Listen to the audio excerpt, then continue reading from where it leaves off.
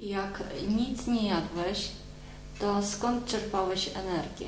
Czy z tej silnej swojej woli, czy na przykład chodziłeś na boso po ziemi, patrzyłeś w słońce, robiłeś jakieś ćwiczenia oddechowe?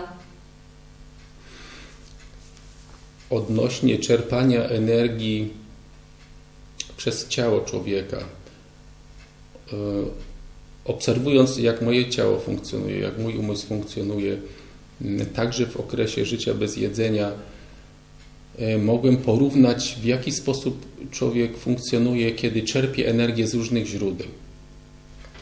To, co sprawdziłem i to, co przypuszczałem, że jest prawdą, to, czego później doświadczyłem, to energia o najwyższej wibracji, mówiąc już tak graficznie, a źródło życia, które jest najlepszej jakości, to jest właśnie to poczucie własnej mocy wewnętrznej.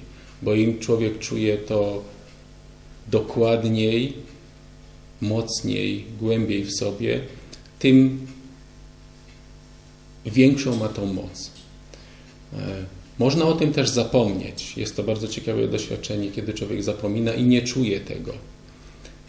I wtedy skupić się na przykład na tym, co nazywamy praną. I żyć praną. I też jest to możliwe. Wtedy się tą pranę ciągnie z czegoś. Najłatwiej jest ciągnąć z ziemi, z powietrza, ze słońca. I też jest to źródło energii, które jest bardzo dobre, bardzo wysoko wydajne, doskonałe. Człowiek może żyć setki lat, czerpiąc tylko i wyłącznie z prany. Można też, ja próbowałem żyć przez pewien czas i dla mnie też było to ciekawe doświadczenie.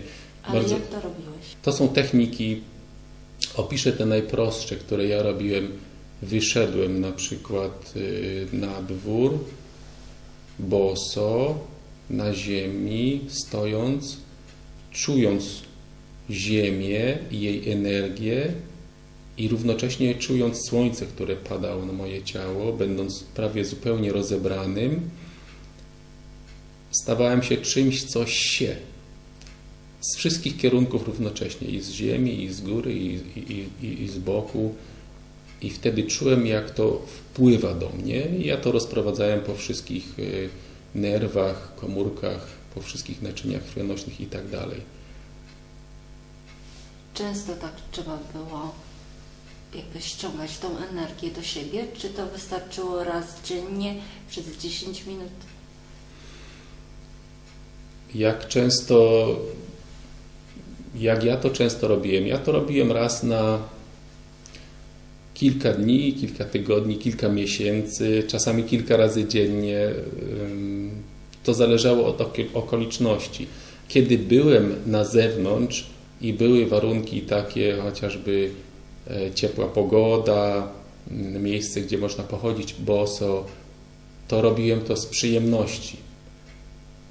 To ja bym to porównał do sytuacji, w której ktoś lubi pić kawę i właśnie jest taka dobra sytuacja, siedzi sobie pod wieczór, robi sobie tą kawę, żeby się doenergetyzować albo żeby lepiej się poczuć. Więc ja to robiłem, zamiast robić sobie tą kawę, to sobie tak zasysałem energię ze środowiska.